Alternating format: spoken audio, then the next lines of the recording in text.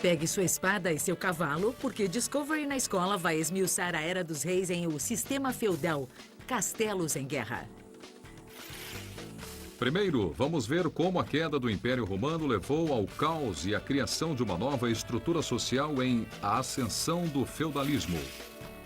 Depois, vamos explorar os salões frios e assombrados de algumas das fortalezas mais famosas do Reino Unido em Segredos dos Castelos da Grã-Bretanha. A seguir, vamos assistir papas, reis e doenças transformarem um continente em Europa medieval e renascentista. Finalmente, vamos avançar pela Idade Média e redescobrir a beleza das culturas romana e grega em O Início da Europa Moderna. E atenção às perguntas, atividades e fontes da pesquisa no final de cada segmento. Reis, Castelos e Camelot. A seguir.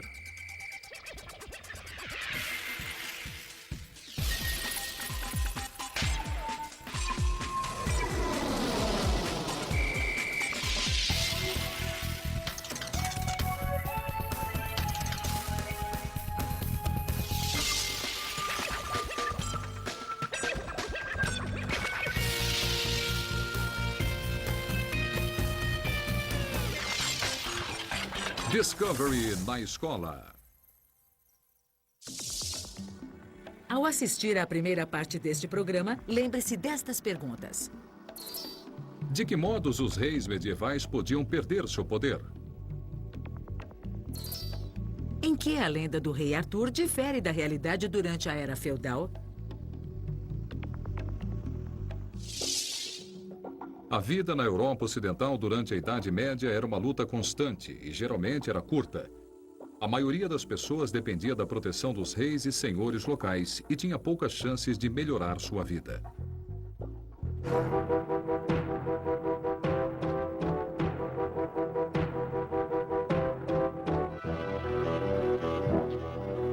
A Idade Média começou com a queda do Império Romano Oriental no século V. Esse período durou centenas de anos. Sem os romanos para fornecer proteção, a Europa medieval tornou-se um lugar violento e perigoso.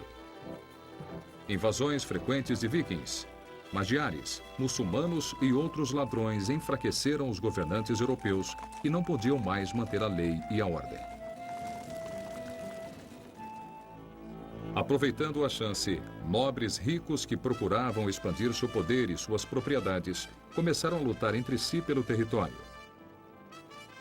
Desse caos emergiu um novo sistema político e social chamado feudalismo. Como os reis europeus não eram fortes o bastante para controlar os nobres em luta, que ameaçavam seu poder, fizeram um acordo com eles. Numa cerimônia formal, um monarca dava a um nobre um feudo, ou concessão de terra. O monarca também prometia proteger o nobre.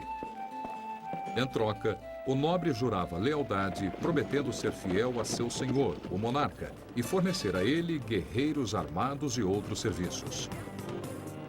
Através deste contrato feudal, o nobre se tornava o vassalo do rei ou da rainha. Os vassalos do monarca também se tornavam senhores, subdividindo seus feudos e adquirindo seus próprios vassalos. Como seus superiores, esses nobres menores precisavam prometer publicamente lealdade e apoio em troca de terra e proteção.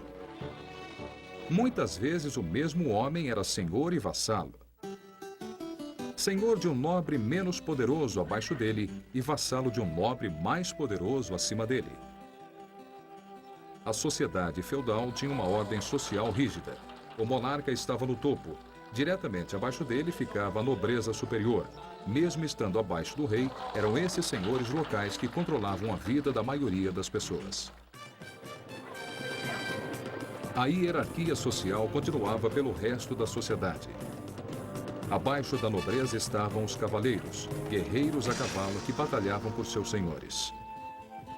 Os nobres às vezes contratavam guerreiros, soldados com o mesmo equipamento que os cavaleiros, mas não na sua posição social. Camponeses estavam na base da ordem social. Eles eram geralmente trabalhadores pobres e sem instrução que viviam e trabalhavam na terra dos nobres. Os camponeses eram uma espinha dorsal econômica da sociedade, plantando e produzindo outros bens de que todos precisavam.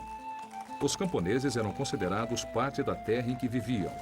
Quando um nobre recebia um feudo, também recebia os camponeses que viviam nele. Os camponeses não podiam deixar a terra sem a permissão do Senhor e tinham de obedecer suas leis. Eles também tinham de trabalhar para o Senhor, cuidando das terras e fazendo pagamentos regulares com o que produziam. Em compensação, os camponeses podiam plantar numa parte das terras do Senhor para si mesmos. Talvez o mais importante, durante este período caótico, fosse gozarem de estabilidade e da proteção das leis do Senhor e de seus exércitos. Esses eram grandes benefícios durante a Idade Média, quando os senhores em guerra, bandidos e ladrões de fora da Europa eram uma ameaça séria. A principal fonte de proteção durante a Idade Média era o castelo. Um exército protegido dentro de um castelo era incrivelmente difícil de derrotar. Os nobres, seguros em seus castelos, podiam reforçar seus exércitos e expandir seu poder. Mas os castelos eram mais que apenas fortalezas para a nobreza. Eles também protegiam toda a comunidade. Em épocas difíceis, os camponeses locais se protegiam dentro das muralhas do castelo e geralmente ajudavam a defendê-lo. Sob o feudalismo, senhores superiores e inferiores, cavaleiros e camponeses dependiam um dos outros para sobreviver. A vida pode não ter sido fácil para a maioria das pessoas, mas o feudalismo transformou o caos em ordem e ofereceu estabilidade durante uma era violenta e incerta.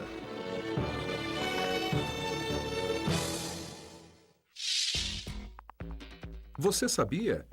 A palavra feudalismo vem do latim feudum, de feudo, que está ligado à palavra germânica para gado. Quando os nobres recebiam feudos do rei, os camponeses e o gado estavam incluídos no acordo. Tente o seguinte: imagine que você é um monarca, nobre, cavaleiro ou camponês e escreva sobre sua vida durante o sistema feudal. A Grã-Bretanha medieval estava cheia de castelos e reis. Com a coroa, vieram as tradições, batalhas e confusão. As paredes desses castelos ainda estão em pé e elas guardam muitas histórias dos reis e cavaleiros que andaram por seus salões. Os castelos da Grã-Bretanha. História, mito e lenda.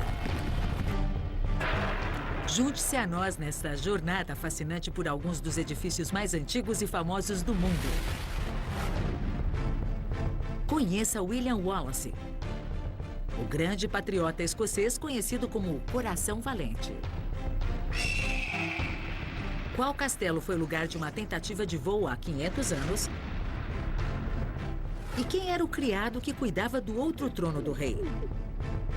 A seguir, lendas de fugas extraordinárias, batalhas bárbaras, assassinatos monstruosos e histórias de torneios, cavalaria e romance. Os castelos que dominaram as paisagens da Grã-Bretanha por séculos agora revelam seus segredos sobre a coragem, a beleza e o bizarro.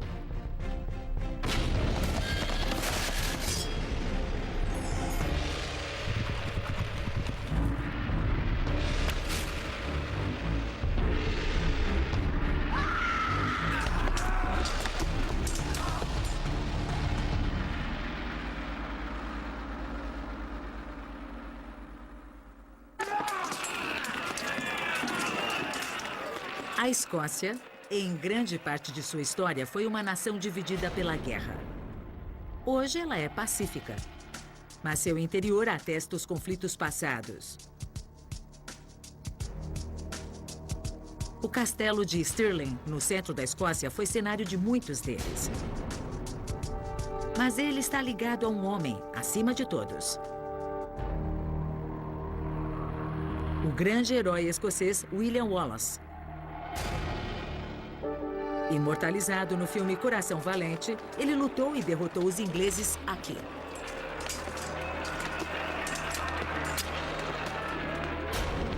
Stirling é um dos castelos mais poderosos da Europa, um símbolo do espírito da Escócia.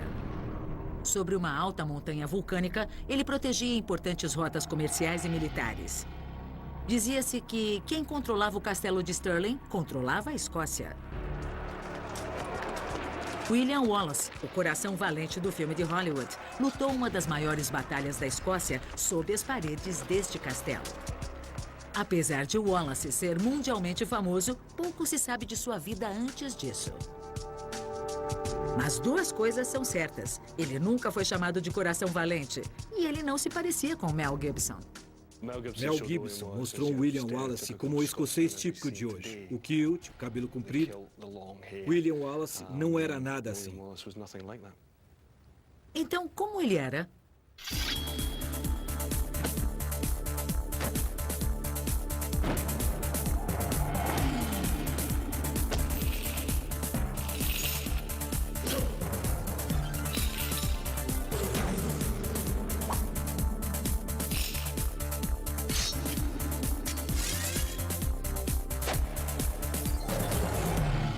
Ele era assim.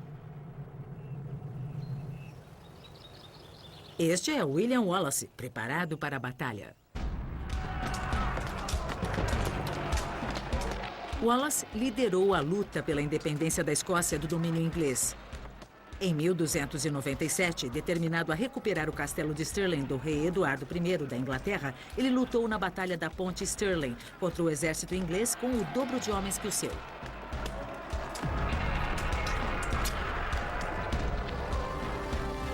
O filme Coração Valente não fez menção ao rio Forth, que passa sob o castelo, ou a ponte sobre ele. Mas tanto o rio quanto a ponte de madeira original foram cruciais para as táticas militares de Wallace.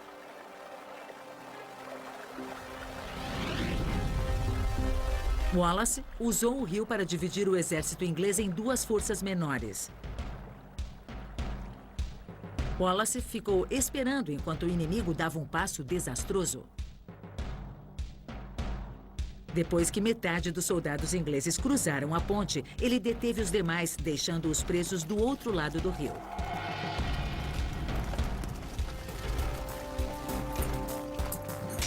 O tesoureiro do rei inglês, o odiado Hugh de Cressingham, mandou os ingleses cruzarem a ponte para abreviar a guerra e economizar dinheiro.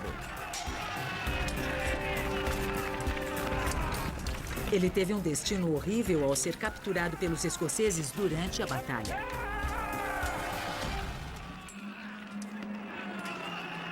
A batalha foi uma famosa vitória escocesa sobre os ingleses e fez com que William Wallace ainda seja lembrado 700 anos após sua morte. O nome dele é tão reverenciado que existe um enorme monumento em sua memória perto das muralhas do castelo. Aqui está a estátua dele. O castelo de Stirling já viu sangue e horror, mas também a beleza. Dentro de suas plataformas, há um palácio renascentista construído por um rei escocês para sua rainha francesa. Ele também viu uma das primeiras tentativas do homem de voar.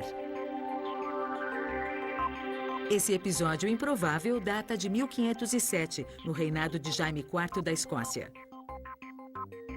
Jaime contratou um cientista, John Damian, para tentar transformar metal simples em ouro.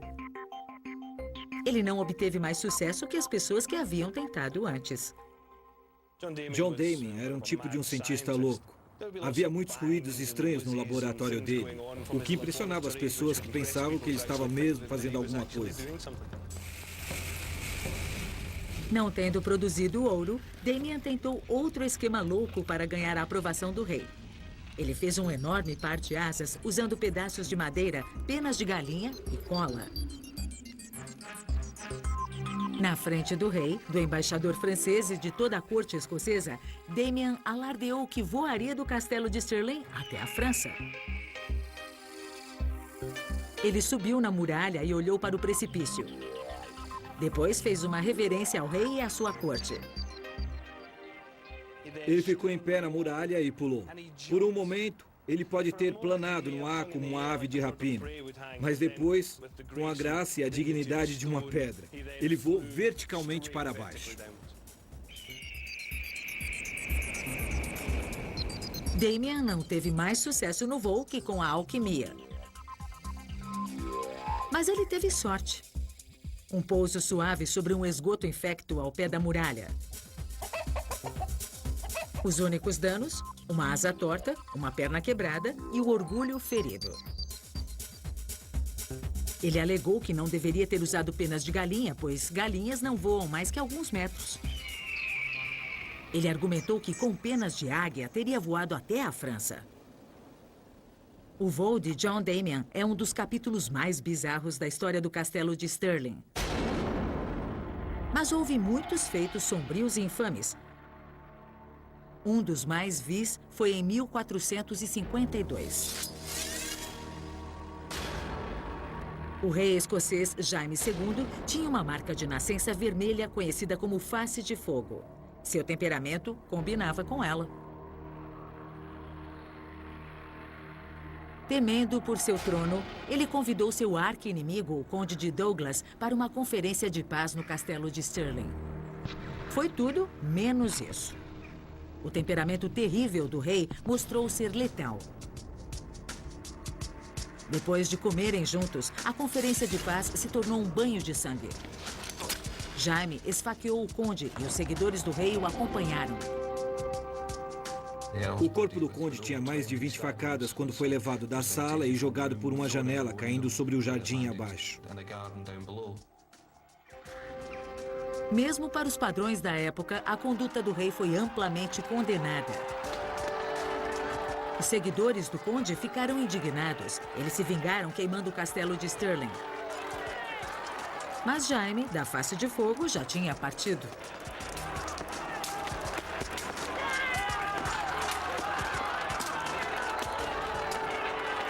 Oito séculos de batalhas e mortes violentas. Muitos acreditam que ao menos uma dessas mortes criou um fantasma que ainda assombra o castelo. Muitos dizem que já o viram ou ouviram. Gary Darcy, o assistente do castelo, estava selando as criptas um dia quando as luzes se apagaram e a escadaria mergulhou na escuridão. Pensei que alguém estava me pregando uma peça. Então eu fiquei no alto da escadaria e tentei ouvir as vozes, para descobrir quem era. Eu não vi nenhuma voz, mas o que eu vi foram passos vindo atrás de mim. Eu tinha checado a torre e sabia que não havia ninguém aqui. Quando os passos chegaram perto das minhas costas, eu me virei e não havia ninguém lá. Os pelos do meu pescoço se arrepiaram e eu senti que havia algo errado. Eu senti uma necessidade, um impulso de correr.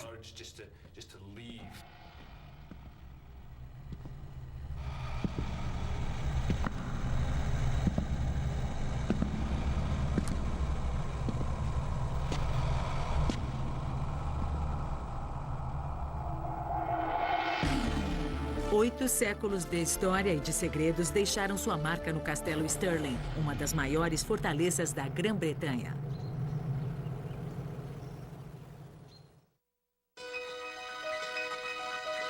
A corte de Hampton, às margens do rio Tamisa. Este magnífico palácio Tudor, com 1000 quartos, fica a 16 quilômetros do centro de Londres. Construído há quase 500 anos, ele presenciou grandes eventos da história dos reis. Você achará o labirinto mais famoso do mundo aqui, construído em 1690. Mas 150 anos antes, ele era o palácio favorito do rei inglês mais famoso, Henrique VIII, o monarca que se casou 6 vezes e decapitou 2 esposas. Sua quinta esposa foi Catherine Howard. Quando eles se casaram em 1540, Catherine devia ter 15 anos. Henrique tinha 49. Em pouco tempo, Catherine era acusada de ter amantes. O adultério de uma rainha era traição, já que ameaçava a sucessão. Catherine foi presa no palácio e impedida de ver o marido.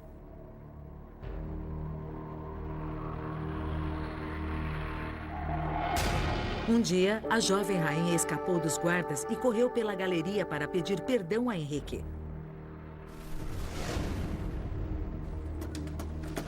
Mas ela foi rapidamente pega e arrastada para o quarto, esperneando e gritando. Catherine Howard foi julgada por traição. O veredito era certo. Ela fez uma última viagem pelo rio Tâmisa, passando sob uma ponte onde as cabeças cortadas de seus amantes estavam penduradas. Catherine Howard, rainha da Inglaterra, foi decapitada na Torre de Londres em 5 de fevereiro de 1542.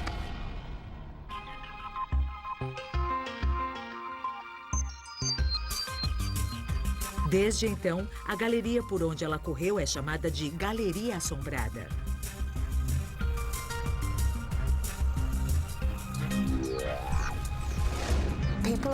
As pessoas geralmente se queixam que nesta galeria sentem muito frio, mesmo no alto verão.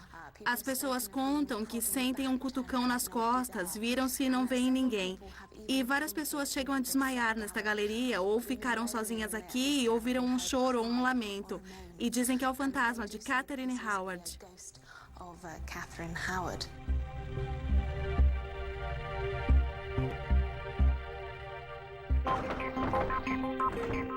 A corte de Hampton tem jardins fabulosos. Na década de 90, o jardim particular, reservado exclusivamente para reis e rainhas, teve seu esplendor original restaurado.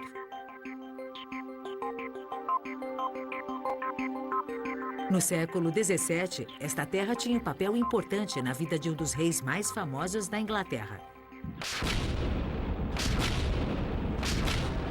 Em 1642, a Guerra Civil eclodiu na Inglaterra.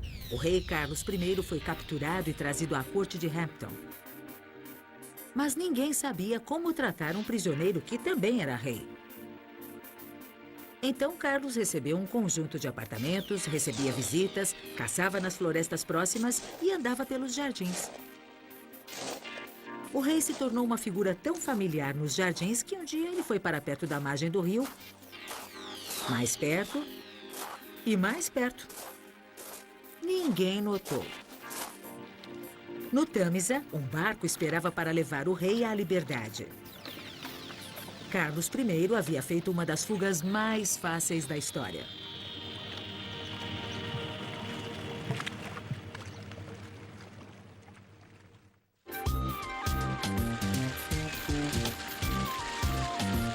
Ao longo dos anos, reis e rainhas remodelaram Hampton a seu estilo. Guilherme II achou que o Palácio de Henrique estava fora de moda.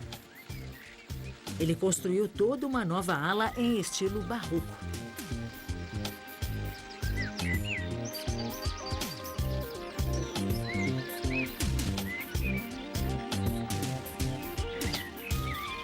Hoje em dia, os visitantes podem subir a espetacular escadaria do rei. No topo fica a sala de armas, decorada com milhares delas.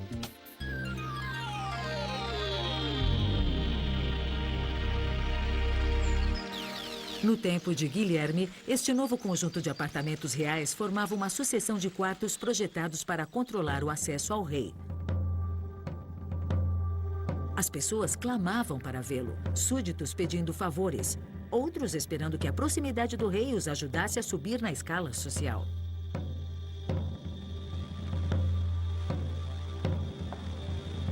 Enquanto andavam por estes apartamentos, súditos menos importantes eram triados e dispensados. Aqueles que chegavam à câmara particular tinham permissão de ver o rei. Às vezes, ele concedia favores. E às vezes não. Mas o estranho é que os favorecidos e honrados que conseguiam passar da câmara particular tinham um incrível grau de intimidade com o soberano. Eles podiam até implorar favores na hora de dormir. Você veria o camareiro do rei despí-lo à noite e pô-lo na cama. Ou, se você viesse de manhã, veria o rei sair da cama e ser vestido. Um homem tinha a mais extrema familiaridade com o personagem real. Sir Henry Sidney, conde de Romney, podia pedir favores nos momentos mais delicados. Só ele podia entrar nessa sala, a mais particular de todas. Para isso, ele ganhava $2.972 por ano. Era o trabalho mais bem pago da corte. O título dele era o criado do banquinho. O criado do banquinho. O homem que servia a todas as necessidades do rei.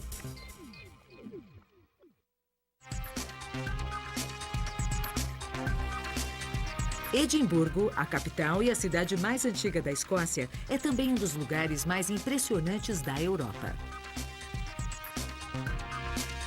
Empoleirado em uma rocha sobre esta grande cidade, fica o Castelo de Edimburgo.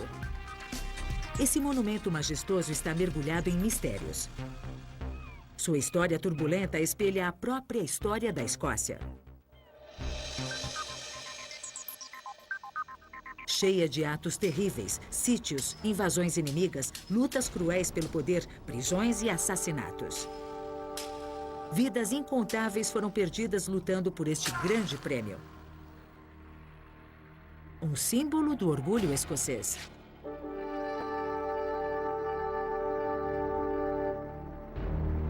O Castelo de Edimburgo também é o local do repouso das honras da Escócia, as joias da coroa escocesa. A história desses tesouros magníficos é tão turbulenta quanto a do castelo. Elas escaparam da guerra, da invasão e da captura pelos ingleses.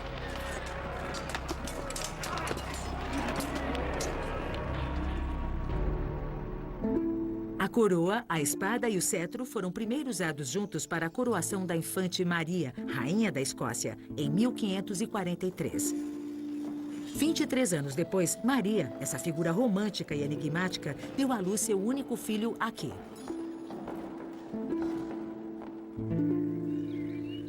Maria morava a 1,5 km em Holyrood, o Palácio Real de Edimburgo. Mas, aos 6 meses de gravidez, algo tão terrível aconteceu que ela decidiu que seu filho deveria nascer no Castelo de Edimburgo. Uma noite, o marido de Maria, Lord Darnley, apareceu bêbado nos corredores de Holyrood.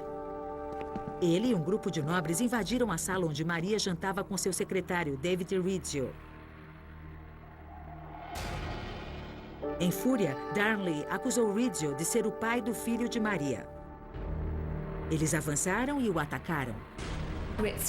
Rizzio agarrou a saia da rainha para evitar ser puxado. Uma pistola foi apontada para a barriga da rainha e para seu filho também. Finalmente, eles conseguiram capturar Rizzio.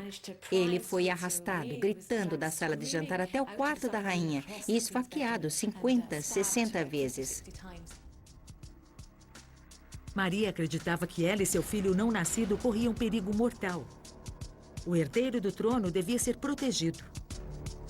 O castelo de Edimburgo era mais seguro que Holyrood. Então, para dar à luz, Maria trocou o luxo suntuoso de seu palácio por um quarto humilde no castelo. Talvez Maria tenha escolhido este quartinho como um local seguro para seu confinamento. Ele fica fora do castelo, mas, de certo modo, também dentro, porque você tem que passar por vários quartos para chegar até ele. A possibilidade de homens armados marcharem até lá durante o nascimento era mínima. Em 19 de junho de 1566, Maria deu à luz um menino saudável, Jaime. A sucessão estava garantida e a história escrita, pois em 1603, a rainha Elizabeth da Inglaterra morreu sem herdeiros e Jaime VI da Escócia herdou o trono inglês, tornando-se Jaime I da Inglaterra.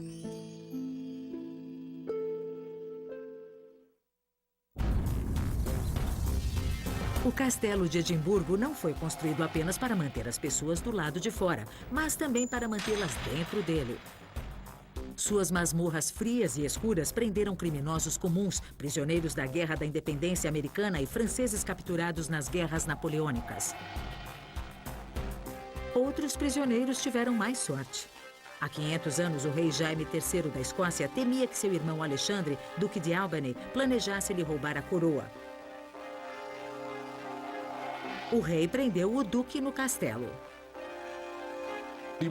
Ele não poderia ser preso nas masmorras escuras e sórdidas. Isso por ser da nobreza. Na verdade, sendo irmão do monarca, ele ficou confinado nos apartamentos reais aqui no castelo de Edimburgo, com relativo conforto, num ambiente sem luxo, muito parecido com o cômodo onde estamos hoje. E o duque podia comprar mordomias. Um dia ele pediu 2 barris do melhor vinho francês. Mas em vez de vinho, um dos barris continha um aviso de seus simpatizantes e uma rota de fuga. A vida do duque era ameaçada pelo rei. Naquela noite, ele planejou uma fuga ousada. Ele convidou os guardas a tomar vinho e lhe serviu muito dele. Eles estavam tão bêbados que o duque os atacou, os matou e os jogou na enorme lareira, onde eles fritaram em suas armaduras de metal. Enquanto eles cozinhavam em silêncio, o cheiro de carne assada se espalhava pelo castelo, ele pegou a corda e a jogou de lado para descer pela muralha do castelo. O duque mandou seu pajem descer primeiro pela corda. Uma ideia sábia. De repente, Alexandre ouviu um grito abafado e a corda ficou frouxa. Ele percebeu que a corda era muito curta, então ele a puxou, amarrou um lençol nela, alongando a corda e desceu. Na base das grandes e íngremes muralhas do castelo de Edimburgo, o duque encontrou seu pajem, que tinha quebrado a perna. O duque o pôs sobre o ombro e o carregou para a liberdade.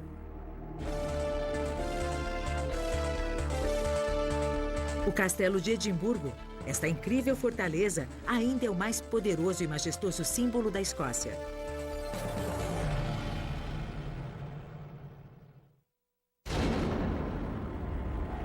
Na extremidade sudoeste da Grã-Bretanha fica a costa dramaticamente irregular da Cornualha.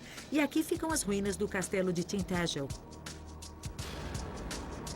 Milhares de pessoas de todo o mundo são atraídas por uma lenda até Tintagel. Talvez a Cornualha tenha inspirado mais mitos e lendas que qualquer outra parte da Grã-Bretanha. Mas um deles se destaca. A lenda do rei Arthur e os cavaleiros da Távola Redonda. As lendas arturianas são cheias de romance, coragem, lealdade e do triunfo do bem sobre o mal. Elas inspiraram livros, filmes e musicais. E também inspiraram a construção de um castelo.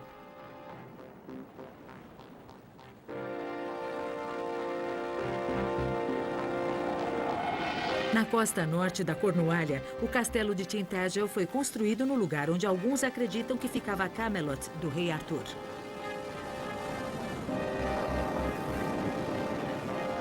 Disse que Merlin, o mago, feiticeiro e protetor de Arthur, vivia numa caverna sobre Tintagel.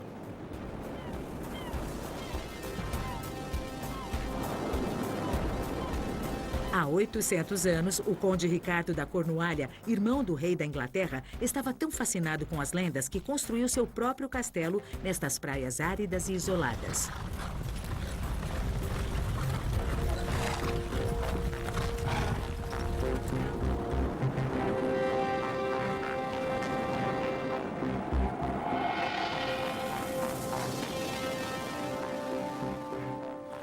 Era uma tarefa impossível para os construtores. Fica no meio de uma encosta. O mestre de obras deve ter dito onde. Eles devem ter tido todo esse trabalho só porque o conde da Cornualha quis poder ficar aqui e dizer: eu estou no lugar onde Arthur, rei da Inglaterra, esteve. Eu sou o herdeiro da lenda. I am heir to the legend. E as lendas contam como Arthur se tornou rei. Foi Merlin, o mago, quem planejou e tramou a tomada do trono por Arthur. Eles encontraram algo estranho. Havia uma pedra enorme e enfiada nela havia uma espada. E estava escrito de um lado da pedra: quem conseguir tirar esta espada da pedra é o verdadeiro rei da Grã-Bretanha. Mas nenhum cavaleiro conseguia puxar a espada da pedra até que finalmente foi a vez de Arthur. Arthur pegou o cabo e arrancou a espada como se ela saísse de manteiga. Nisso, Merlin apareceu e disse: ajoelhem-se e jurem fidelidade a ele. Então, todos os grandes cavaleiros e barões se ajoelharam e juraram fidelidade a Arthur. Assim, ele subiu ao trono. O conde da Cornualha queria ser visto como o mantenedor das qualidades nobres e cavalheirescas de Arthur. E como herdeiro do grande poderio militar do rei.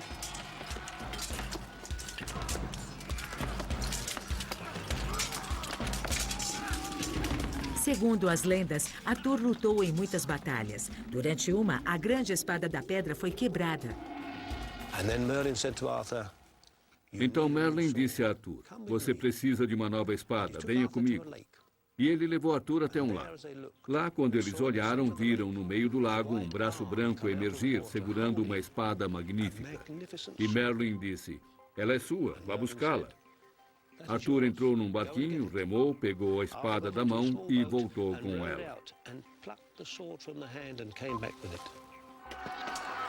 A nova espada se chamava Excalibur. E enquanto Arthur mantivesse sua bainha mágica perto do corpo, ele não morreria em batalha. Aqui em Tintagel, há evidências de reis que viveram no promontório séculos antes do conde da Cornualha. Esses antigos reis da Bretanha Ocidental criaram mitos para reforçar seu próprio poder e glória. Um entalhe na pedra em Tintagel indica que esses mitos se ligaram às lendas de Arthur. Esta é conhecida como a pegada do rei Arthur. Ela pode nos ajudar a fazer uma ponte entre a lenda e a realidade. Acima e abaixo da costa oeste da Grã-Bretanha, os reis legitimavam seu poder ficando de pé sobre as pegadas de seus antecessores, entalhadas na pedra. O sucessor real de uma linhagem de reis que vai até o passado.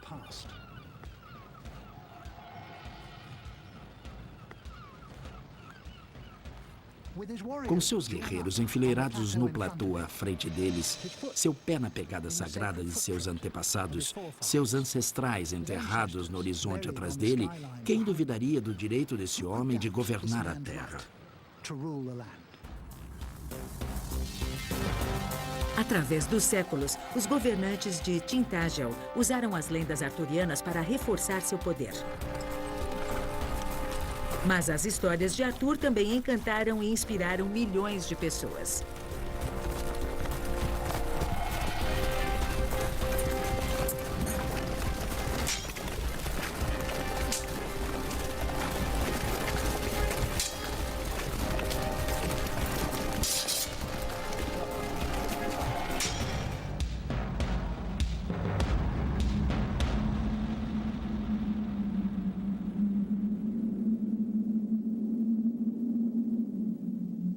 O castelo de Tintagel guarda muitos segredos dessa era de lenda e magia. Tantos que é impossível saber onde a verdade termina e a ficção começa. Arthur, Merlin, Excalibur.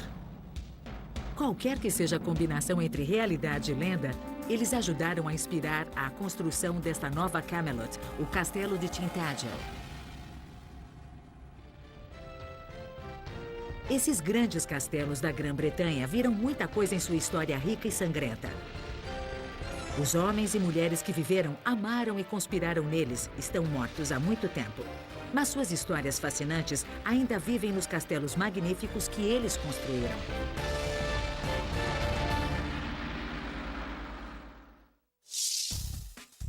Você já tem todas as informações. Chegou o momento de esclarecer as dúvidas. Debata os seguintes temas. De que formas os reis medievais podiam perder o poder? Como a lenda do rei Arthur difere da realidade durante a era feudal? Experimente isto. Projete um castelo, crie uma maquete, uma versão em 3D do castelo. Pense num conto, mito ou lenda para acompanhar o castelo.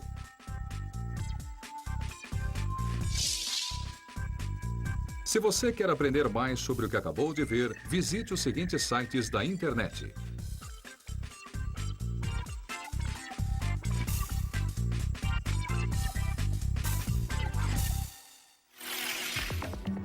Ao assistir à segunda parte do programa, lembre-se das seguintes perguntas. A meta única das cruzadas unificou os grupos em guerra da Europa? Em que as filosofias medieval e renascentista eram diferentes? A Europa medieval foi devastada pela guerra, mas a violência na Europa finalmente se voltou para o Oriente Médio durante as cruzadas. Os reinos europeus inimigos poderiam se unir por uma causa? Ou as rivalidades iriam atrapalhar? No ano 500 d.C., Roma perdeu o controle de seus territórios. A terra e o poder eram de quem os tomasse. A Idade Média estava a caminho. Os primeiros anos da Idade Média foram uma época terrível para a maioria das pessoas. A violência tornou-se lugar comum, enquanto ondas de invasores varriam a Europa. Do leste vinham os povos germânicos e do norte da África para o sul da Europa, os árabes muçulmanos. E do norte vinham os invasores mais temidos, os vikings da Escandinávia. As pessoas iam até os nobres locais como príncipes, duques e condes em busca de proteção, e as instituições cristãs em busca de esperança. Durante a Idade Média na Europa, a maioria das pessoas eram camponeses que trabalhavam na terra. Mas a terra não era deles. Ela pertencia aos nobres que geralmente viviam perto, em casas grandes.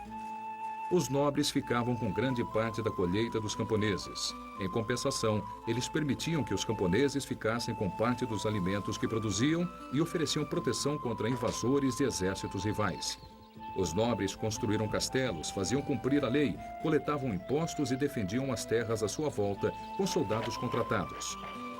Os soldados mais hábeis eram cavaleiros que dedicavam suas vidas ao combate, a um código de comportamento chamado cavalheirismo e ao serviço de seus senhores. Com o tempo, reis surgiram e começaram a construir nações-estado que governavam com mão de ferro. Com o tempo, os nobres reconheceram a autoridade desses reis. A outra grande autoridade da Europa medieval era a Igreja Católica.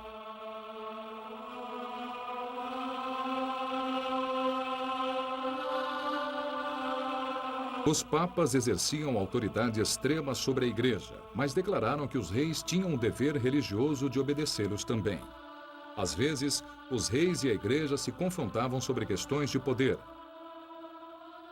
Geralmente, reis rivais batalhavam entre si. Em 1095, o Papa Urbano II achou um inimigo comum para unir a Europa. Com o grito de guerra, Deus o quer, Urbano II declarou guerra santa contra os turcos muçulmanos que ocupavam a Terra Santa, no Oriente Médio.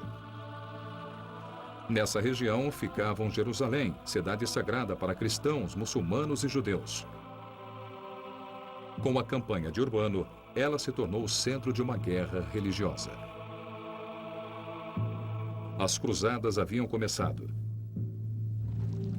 Entre 1096 e 1291, várias ondas de cavaleiros e soldados cristãos da Europa lançaram expedições militares para tomar a Terra Santa dos muçulmanos. Milhares de cristãos, muçulmanos e judeus morreram lutando. Pessoas inocentes e soldados sofreram perdas horríveis. Apesar de conseguirem capturar Jerusalém e outros locais sagrados, os cruzados não podiam mantê-los. Em 1291, quando a última fortaleza cristã de Acre caiu, as cruzadas finalmente chegaram ao fim.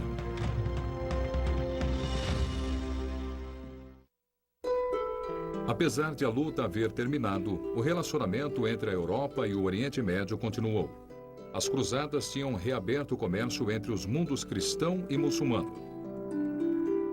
Com as mercadorias, os cruzados trouxeram novas ideias, incluindo matemática e astronomia avançadas, melhores técnicas agropecuárias e novos métodos de construção.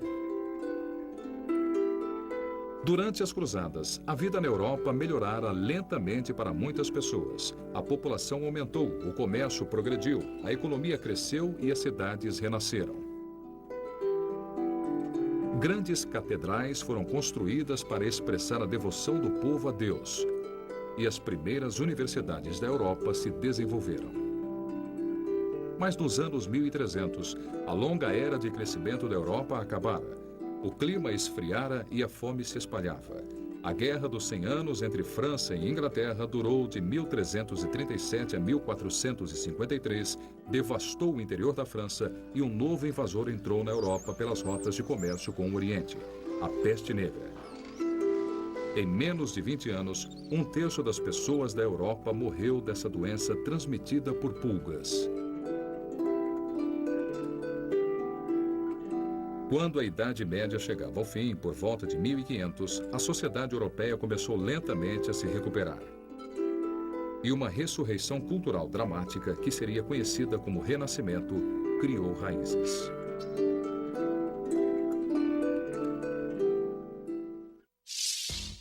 Você sabia? Em 1212 começou a Cruzada das Crianças. Crianças francesas e alemãs lutaram para retomar a Terra Santa, esperando ter sucesso onde os mais velhos haviam falhado. Infelizmente, eles fracassaram e muitos perderam suas vidas ou foram traídos por adultos inescrupulosos. Experimente isto. Faça a cronologia dos eventos das Cruzadas.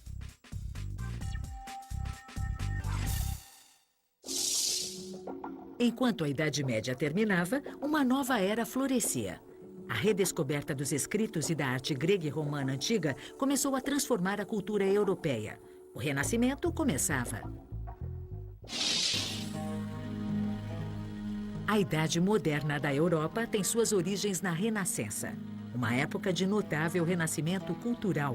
O Renascimento ocorreu na Europa entre 1350 e 1600. Esse movimento começou quando os escritos e a arte dos antigos gregos e romanos foram redescobertos. Estudiosos europeus viam o tempo antes da Renascença, chamado de Idade Média, como uma era obscura e retrógrada. Os pensadores medievais se concentraram em questões religiosas, como a teologia, o estudo, a prática e a experiência da fé religiosa.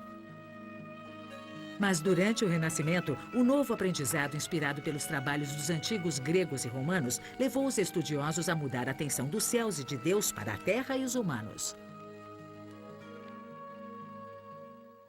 Os pensadores renascentistas promoviam 3 ideias: o humanismo, o individualismo e o secularismo. O humanismo enfatizava um retorno ao estudo clássico das capacidades humanas. O individualismo enfatizava as realizações do indivíduo. O ideal era ser uma pessoa com talentos em vários campos. O secularismo mudou o foco da vida, de uma luta para se chegar ao paraíso à melhora de sua posição na Terra. A Itália foi o berço do Renascimento. A Itália do Renascimento era uma coleção de cidades-estado governadas por nobres. Também foi o lar de ricos mercadores e banqueiros que se tornavam poderosos na sociedade italiana. Em Florença e outras cidades italianas, famílias ricas como os Médicis exibiam sua riqueza dando dinheiro a artistas e intelectuais. Isso levou a uma explosão de arte, ciência, arquitetura, literatura e ideias novas. Alguns dos grandes artistas e pensadores da história viveram durante o Renascimento, como Leonardo da Vinci, que desenhou planos para máquinas modernas séculos antes de serem inventadas. As ideias do Renascimento se espalharam para o norte, da Itália para o resto da Europa. Alguns europeus aplicaram esse novo conhecimento às instituições religiosas. Na Alemanha, Martinho Lutero começou a Reforma Protestante, um movimento para reformar a Igreja Católica. Lutero criticava a imoralidade e a corrupção que via na igreja e queria que as pessoas estudassem a Bíblia sozinhas. Então, ele traduziu a Bíblia do latim para o alemão e usou as novas tecnologias de tipos móveis e imprensa para espalhar suas ideias protestantes. O movimento de Lutero se tornou um rompimento com a Igreja Católica e levou muitos fiéis insatisfeitos a formar novas igrejas. A Igreja Católica respondeu com seu próprio movimento de reforma, a Contra-Reforma, que revitalizou a Igreja. A Europa cristã ficou dividida, com muitas áreas se tornando protestantes e outras permanecendo católicas. O Renascimento também deu origem a grandes viagens de descobrimento. Novos avanços na navegação e mapeamento ajudaram os europeus a explorar o mundo como nunca antes. Em 1492, Cristóvão Colombo começou uma série de expedições espanholas que o levaram, e a muitos outros europeus, à América do Norte. Essas viagens levaram a Europa a estabelecer colônias nas Américas e rotas de comércio que trouxeram riqueza para as potências europeias. O Renascimento também originou avanços na ciência.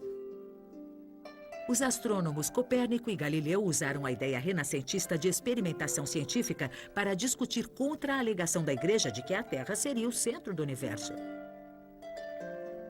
E pensadores renascentistas fizeram avanços em outros campos, incluindo a política. Muitas décadas depois, pensadores como Voltaire se basearam nisso para criar um movimento intelectual chamado de Iluminismo. Esse movimento celebrava a razão humana, promovia a tolerância religiosa e desencorajava a tirania do governo. Pensadores iluministas acreditavam que o governo deveria promover os direitos e a liberdade do povo e trabalhar para resolver os problemas da sociedade. Essas ideias levaram os colonos da América do Norte a se separarem da Inglaterra.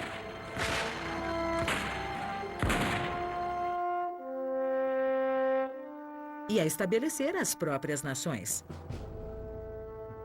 Todas essas ideias e movimentos religiosos, mudanças políticas e sociais ajudaram a dar forma ao mundo em que vivemos hoje. E todos eles têm origem no Renascimento. Você já tem todas as informações. Chegou o momento de esclarecer as dúvidas. Debata os seguintes temas. A meta comum das cruzadas unificou os grupos em guerra na Europa? Qual a diferença entre as filosofias medievais e renascentistas? Tente isto. Imagine que você é uma das pessoas de quem acabamos de falar ou alguém do Renascimento e apresente à classe uma lista de realizações. Esperamos que você tenha gostado desta jornada de Discovery na escola pela Idade Média e o Renascimento. Se você quiser saber mais sobre o que viu, veja os seguintes sites da internet.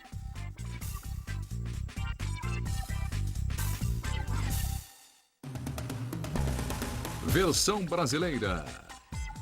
Clone.